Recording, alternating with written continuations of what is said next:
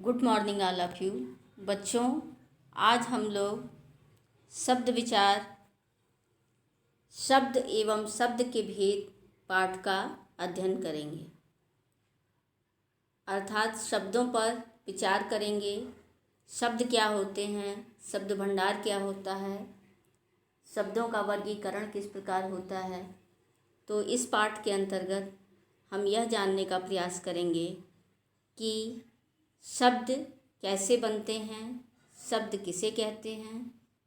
तो आइए हम लोग पाठ की ओर चलते हैं।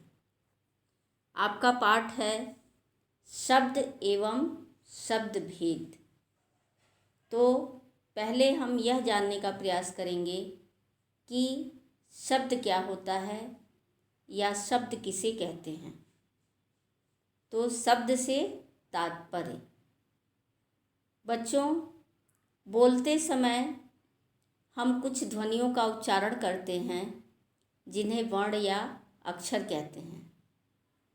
इन्हीं के मेल से शब्दों का निर्माण होता है। हम जिन ध्वनियों को उच्चारित करते हैं उन्हें वर्ण या अक्षर कहते हैं और इन्हीं के मेल से शब्दों का निर्माण होता है। जैसे मान लीजिए कि शब्द है गाय। गाय शब्द है, तो आपको बताया गया है कि वर्ण विच्छेद करते समय किस प्रकार से हम गाय शब्द का वर्ण विच्छेद करेंगे। ग प्लस आ प्लस य प्लस अ। तो इन ध्वनियों के मेल से क्या बना, गाय शब्द बना। ऐसे ही मान लीजिए आपकी बुक में दिया हुआ है कटोरी। तो कटोरी शब्द की रचना क प्लस अ प्लस ट प्लस ओ प्लस र प्लस ई, इन ध्वनियों के मेल से शब्द बना कटोरी। तो बोलते समय जब जिन ध्वनियों का हम उच्चारण करते हैं उन्हें वर्ण या अक्षर कहते हैं और इन्हीं के मेल से शब्दों का निर्माण होता है और ऐसे शब्दों को हम शब्दों के अंतर्गत रखते हैं। कहने का अर्थ यह है कि ऐसा स्वतंत्र वर्ण समूह जिसका कोई अर्थ हो शब्द कहलाता है, या विभिन्न ध्वनियों के मेल से बनी हुई रचना शब्द कहलाती है।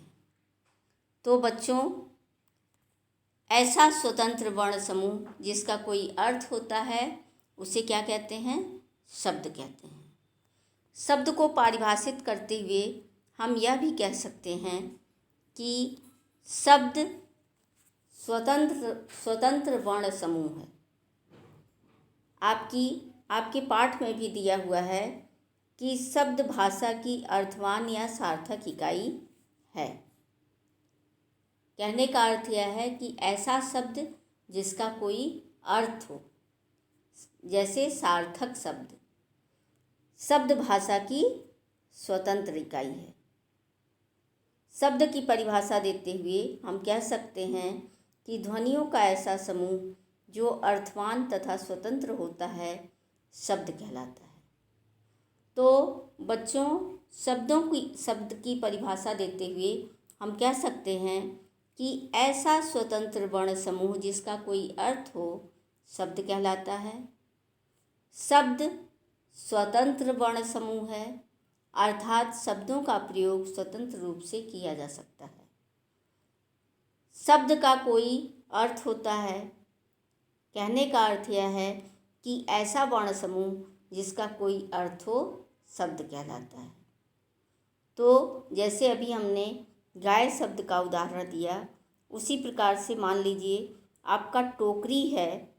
तो टोकरी शब्द को अगर हम उल्टा लिखते हैं तो वह क्या सार्थक शब्द होगा? नहीं। तो इसीलिए कहा गया है कि ऐसा स्वतंत्र वर्ण समूह जिसका कोई अर्थ हो शब्द कहलाता है। तो बच्चों, शब्द के विषय में आप जाने। अब आप देखिए शब्द भंडार। शब्द भंडार में आप जानते हैं कि हर भाषा के अपने कुछ शब्द होते हैं और ये सभी शब्द एक ही प्रकार के नहीं होते हैं।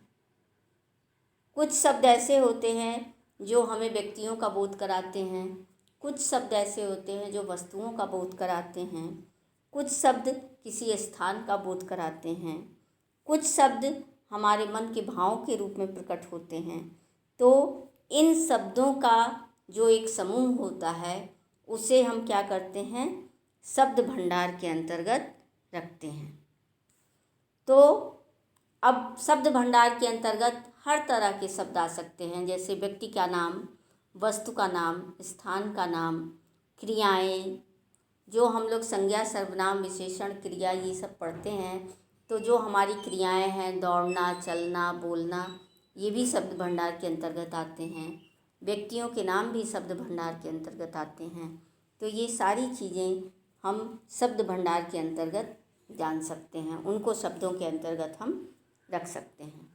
उसके बाद आप देखिए कि शब्द भंडार के अंतर्गत शब्दों के कई प्रकार से वर्गीकरण किए गए। तो हिंदी शब्दों का वर्गीकरण 5 आधारों पर किया जाता है। उत्पत्ति या स्रोत के आधार पर, व्युत्पत्ति या रचना के आधार पर, अर्थ के आधार पर, प्रयोग के आधार पर या व्याकरणिक प्रकार के आधार पर। बच्चों, आपकी बुक में उत्पत्ति या स्रोत के आधार पर, रचना के आधार पर, शब्द विकार के आधार पर और अर्थ के आधार पर ये भेद बताए गए हैं। लेकिन वैसे हिंदी शब्दों का वर्गीकरण 5 आधारों पर किया जाता है। उत्पत्ति या स्रोत के आधार पर, व्युत्पत्ति या रचना के आधार पर, अर्थ के आधार पर, प्रयोग के आधार पर और व्याकरणिक प्रकार के आधार पर। तो उसमें आपका पहला शब्दों का भेद है उत्पत्ति या स्रोत के आधार पर शब्दों का वर्गीकरण। तो शब्दों के स्रोत से तात्पर्य यह है कि शब्द की उत्पत्ति कहाँ से हुई है, ये शब्द कहाँ से आया है। जैसे बच्चों, आप जानते हैं कि हमारे हिंदी भाषा का शब्दकोश बहुत ही विशाल है और हिंदी भाषा में अनेक भाषाओं के शब्द जुड़ते रहते हैं। इनमें से कुछ शब्द तो संस्कृत से आए हैं, कुछ अरबी, फारसी, तुर्की, अंग्रेजी आदि भाषाओं से आए हैं। तो इस प्रकार हम कह सकते हैं कि हिंदी शब्दों की उत्पत्ति या स्रोत संस्कृत, अरबी, फारसी, अंग्रेजी या हिंदी की बोलियां हैं और इस आधार पर भाषा के शब्दों को 5 वर्गों में बांटा गया है। आपकी बुक में 4 भेद दिए हुए हैं। उसमें से आपका पहला है तत्सम शब्द। तत्सम, तद्भव, विदेशी, देशज या देसी और संकर। तो पहला आपका शब्द है तत्सम शब्द। तत्सम शब्द क्या होता है? तत्सम शब्द 2 शब्दों के मेल से बना है, तत् प्लस सम। तो तत्सम शब्द का अर्थ होता है उसके समान। और आपको हम बताएं कि तत्सम शब्द 2 शब्दों के मेल से बना है, तत् प्लस सम। तो तत् का अर्थ होता है उसके और सम का अर्थ होता है समान, उसके समान। इस प्रकार तत्सम शब्द का अर्थ हुआ उसके समान। तो कहने का अर्थ यह है कि संस्कृत के समान। हिंदी में अनेक शब्द संस्कृत में से आए हैं जिनका रूप हम उसी रूप में उसका प्रयोग करते हैं। तो ऐसे शब्दों को तत्सम शब्द कहा जाता है। जैसे आप उदाहरण देखिए, आपकी बुक में दिया हुआ है पाप, पिता, क्रिया, कर्म, माता, मान। तो आगे देखिए, पहले तत्सम शब्द किसे कहते हैं?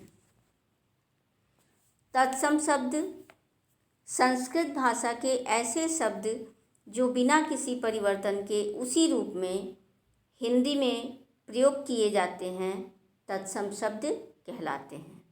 कहने का अर्थ यह है कि ऐसे शब्द जो हमारे संस्कृत भाषा से हमारी हिंदी भाषा में आए हैं और हम उस शब्द का प्रयोग उसी रूप में करते हैं, उसमें किसी प्रकार का कोई परिवर्तन नहीं करते हैं, वे तत्सम शब्द कहलाते हैं।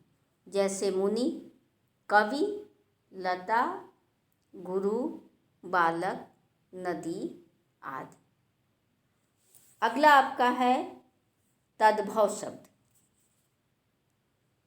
तद्भव शब्द का अर्थ है उससे हुए। देखिए, तद्भव शब्द दो शब्दों के मेल से बना है। आप पढ़े कि तत्सम शब्द आपका दो शब्दों के मेल से बना है, उसी प्रकार से तद्भव शब्द दो शब्दों के मेल से बना है। तत् प्लस भव। तत् का अर्थ होता है उसके और भव का अर्थ होता है उत्पन्न होने वाला।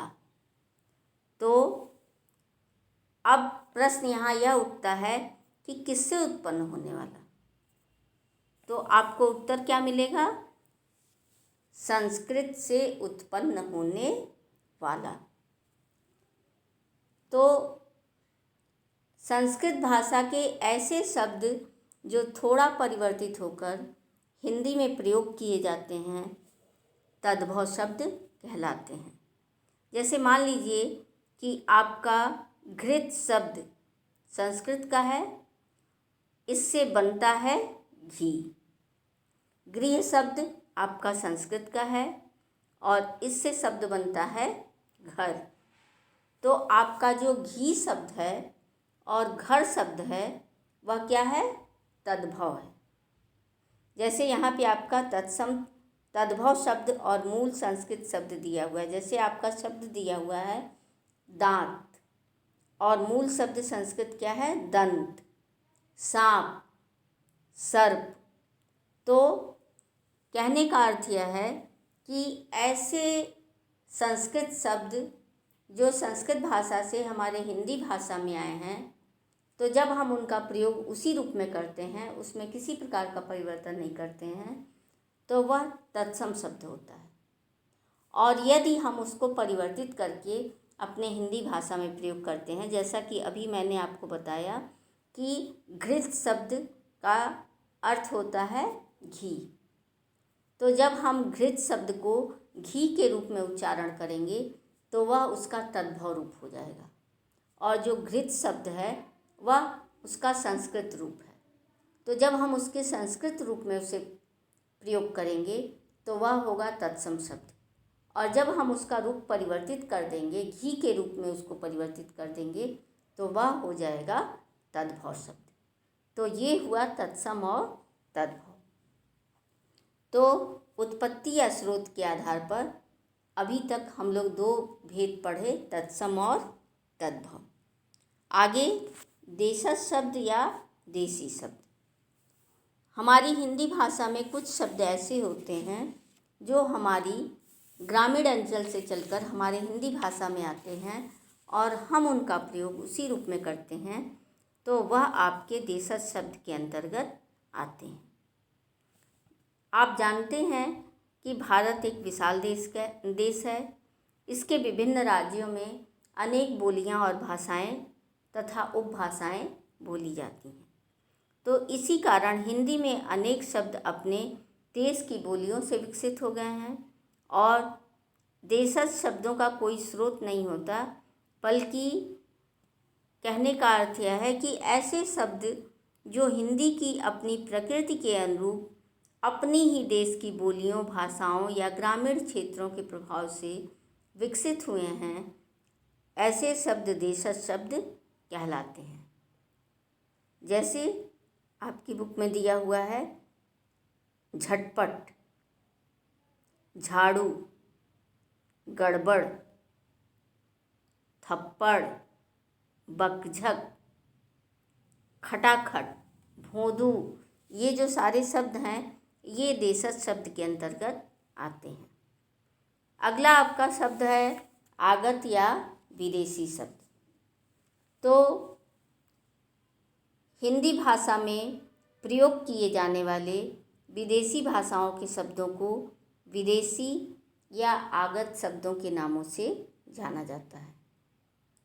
तो इसके अंतर्गत कुछ शब्द ऐसे होते हैं जो अरबी भाषा के होते हैं।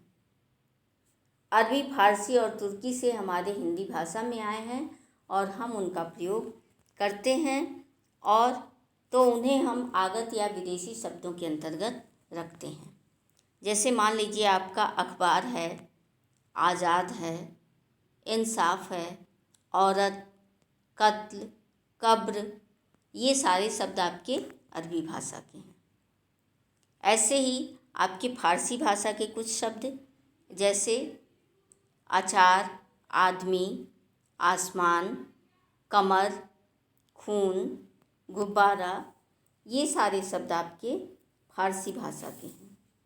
इसके बाद कुछ शब्द ऐसे हैं जो हमारे अंग्रेजी भाषा से हमारी हिंदी भाषा में आए हैं, जैसे doctor, telephone, engine, company, car, gas, college, ये सारे शब्द आपके अंग्रेजी भाषा के हैं और हमारे हिंदी भाषा में प्रयोग किए जाते हैं।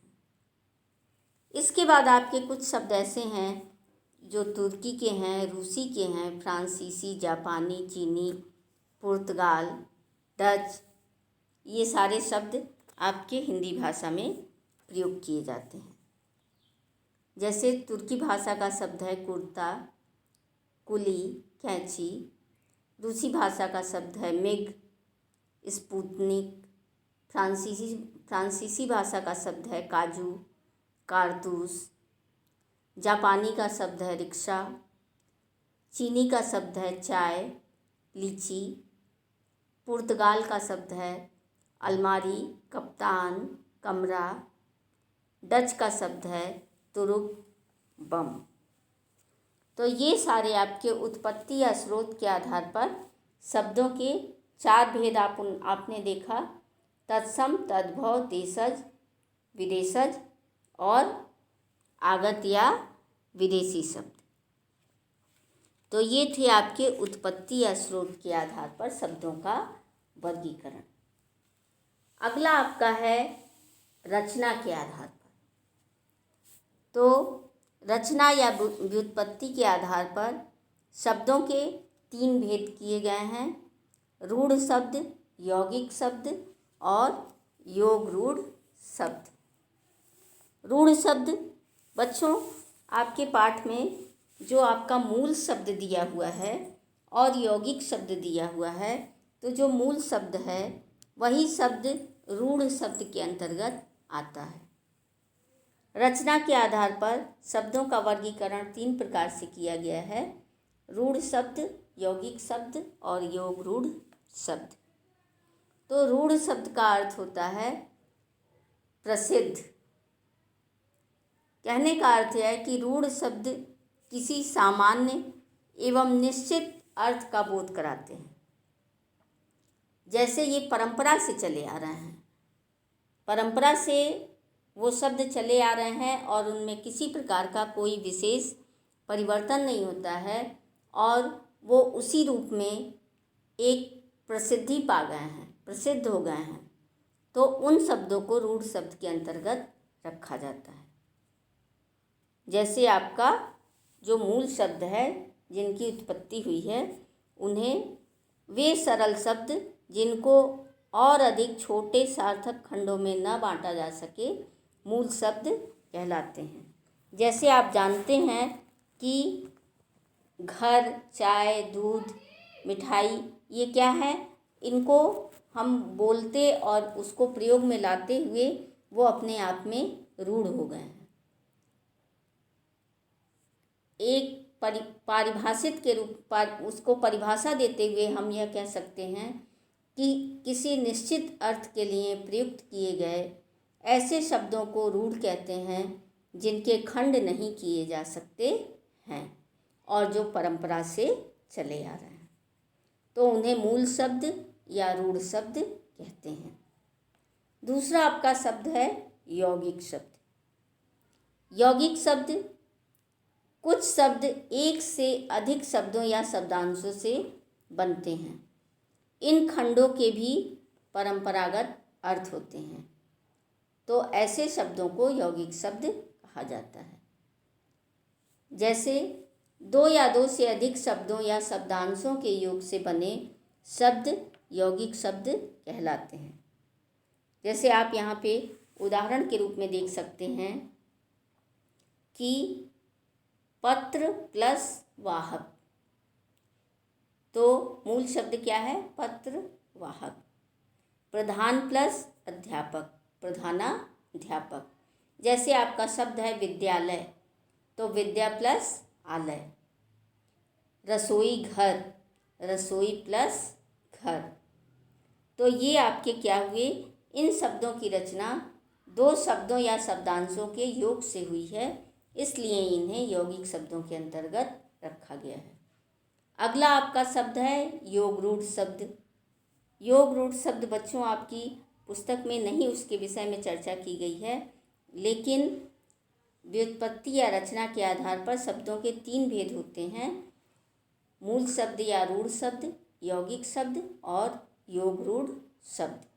योग रूढ़ शब्द भी ऐसे शब्द जो दो या दो से अधिक शब्दों या वाक्यांशों के मेल से बने हों, परंतु अपने सामान्य अर्थ को छोड़कर किसी विशेष अर्थ का बोध कराते हैं, योग रूढ़ शब्द कहलाते हैं।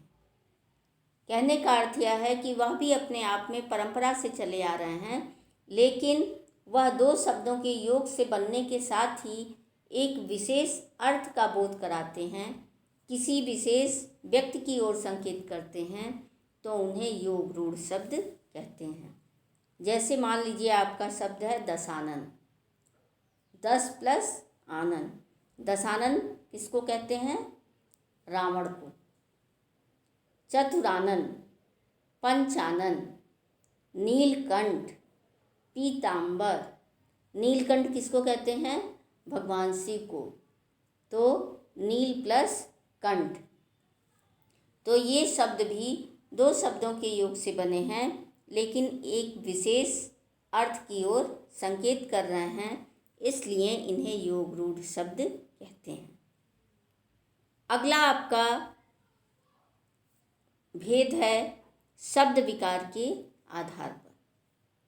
तो शब्द विकार के आधार पर शब्दों को दो भागों में बांटा गया है: विकारी शब्द और अविकारी शब्द। विकारी शब्द और अविकारी शब्द, तो इन्हें भी दो आधारों पे बांटा गया है शब्द विकार के आधार पर। पहला क्या है? पहला वर्ग क्या है? विकारी शब्द, और दूसरा अविकारी शब्द। विकारी शब्द किसे कहते हैं? वाक्य में प्रयुक्त होने वाले जिन शब्दों में रूप परिवर्तन या शब्द विकार होता है, वे विकारी शब्द कहलाते हैं। जैसे भाषा में संज्ञा, सर्वनाम, विशेषण तथा क्रिया ऐसे शब्द वर्ग हैं जिनमें वचन, लिंग, विभक्ति, काल, वाच्य आदि के प्रत्यय लग जाने से रूप परिवर्तन होता है, तो उसे विकारी शब्द कहते हैं। अविकारी शब्द किसे कहते हैं? अविकारी शब्द वाक्य में प्रयुक्त होते समय जिन शब्दों के रूप में कोई विकार नहीं होता, अविकारी शब्दों के अंतर्गत रखा जाता है, वे अविकारी शब्द कहलाते हैं। जैसे क्रिया, विशेषण, संबंध बोधक, समुच्चय बोधक और विस्मय आदि बोधक। इनमें किसी प्रकार का कोई परिवर्तन नहीं होता है। विकारी शब्द अपने लिंग, वचन, विभक्ति और काल के अनुसार परिवर्तित होते रहते हैं, लेकिन अविकारी शब्द अपने मूल रूप में ही बने रहते हैं, इसलिए उन्हें अविकारी शब्द कहते हैं। बच्चों, अगला आपका भेद है अर्थ के आधार पर। अर्थ के आधार पर शब्दों के कई भेद किए गए हैं। उनमें आपका पहला है एकार्थी शब्द। एकार्थी शब्द ऐसे शब्द जिनका एक ही अर्थ होता है तथा जिन्हें एक ही अर्थ में प्रयोग किया जाता है, एकार्थी शब्द कहलाते हैं। जैसे घर, आदमी, हिंदी, दया, विष, बादल आदि। जिन शब्दों का केवल एक ही अर्थ में प्रयोग होता है वे एकार्थी शब्द कहलाते हैं। दूसरा आपका है अनेकार्थी शब्द। अनेकार्थी शब्दों में जिन शब्दों के एक से अधिक अर्थ होते हैं उन्हें अनेकार्थी शब्द कहते हैं। कहने का अर्थ यह है कि जिन शब्दों के अनेक अर्थ अर्थात एक से अधिक अर्थ होते हैं उन्हें अनेकार्थी शब्द कहते हैं। जैसे अरुण। अब आपका अरुण शब्द है तो रक्तवर्ण, सिंदूर, प्रातःकालीन सूर्य, सूर्य का सारथी, कई रूपों में इसके नाम हो सकते हैं। जैसे आपका शब्द है अंक। अब अंक शब्द का कई अनेकार्थी शब्द हो सकता है। गोद, चिन्ह, नाटक के अंक इत्यादि। ऐसे ही आपके पाठ में भी दिया हुआ है जैसे जड़। अब जड़ का अर्थ मूर्ख भी हो सकता है, पेड़ की जड़ भी हो सकती है। पत्र का अर्थ चिट्ठी भी हो सकता है, पत्ता भी हो सकता है। तो ये आपके अनेकार्थी शब्द हैं। अगला आपका है पर्यायवाची शब्द। पर्यायवाची शब्द में ऐसे शब्द जिनका एक ही अर्थ होता है पर्यायवाची शब्द कहलाते हैं। जैसे पानी। अब पानी का जल, नीर, वारी, ये सारे आपके पानी के पर्यायवाची हो गए। तो कहने का अर्थ यह है कि जिन शब्दों का अर्थ लगभग एक सा होता है उन्हें पर्यायवाची कहते हैं। जैसे मान लीजिए आपका चंद्र शब्द है तो चंद्र शब्द का पर्यायवाची चाँद भी हो सकता है, मयंक भी हो सकता है, शशि भी हो सकता है, राकेश भी हो सकता है। अगला आपका शब्द है विलोम शब्द। विलोम शब्द जो शब्द परस्पर विपरीत अर्थ का बोध कराते हैं वे विलोम या विपरीतार्थक शब्द कहलाते हैं। तो विपरीत अर्थों को प्रकट करने वाले शब्दों को विलोम शब्द कहा जाता है। जैसे आपका अंधकार शब्द का विलोम होगा प्रकाश। अथ शब्द का विलोम होगा इति। गुण शब्द का विलोम होगा अवगुण। आर्द्र शब्द का विलोम होगा शुष्क। मित्र शब्द का विलोम होगा शत्रु। अमृत शब्द का विलोम होगा विष। तो बच्चों इस प्रकार हमने क्या सीखा? शब्द की रचना विभिन्न ध्वनियों के मेल से होती है।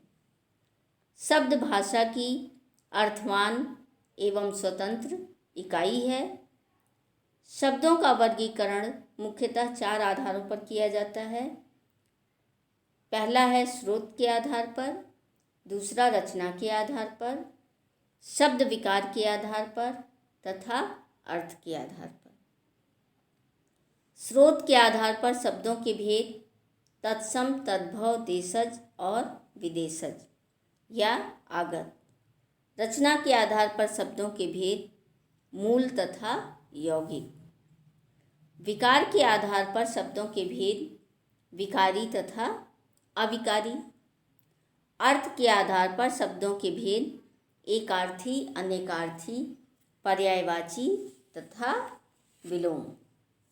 इसके बाद इसमें अनेक शब्दों के लिए एक शब्द भी आते हैं।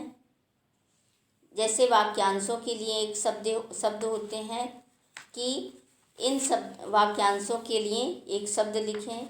एकार्थक प्रतीत होने वाले शब्द भी आते हैं, अवधारणात्मक शब्द भी आते हैं, युग्म शब्द भी आते हैं।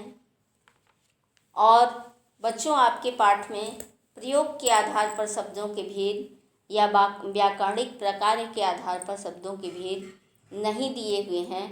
व्याकरणिक प्रकार के अंतर्गत विकारी या अविकारी शब्द ही आते हैं। तो आप बच्चों आपने जाना कि शब्द किसे कहते हैं। शब्दों का निर्माण किस प्रकार से होता है, शब्द भंडार क्या होता है, शब्दों को किस प्रकार से उनका हिंदी भाषा में शब्दों का वर्गीकरण किया गया है, शब्दों के वर्गीकरण के अंतर्गत स्रोत के आधार पर शब्दों के कितने भेद होते हैं, रचना के आधार पर शब्दों के कितने भेद होते हैं, व्याकरणिक प्राकार्य के आधार पर शब्दों के कितने भेद होते हैं और अर्थ के आधार पर शब्दों के कितने भेद होते हैं। प्रयोग के आधार पर शब्दों के 3 वर्ग बनाए गए हैं, सामान्य शब्द, पारिभाषिक शब्द और अर्ध पारिभाषिक शब्द।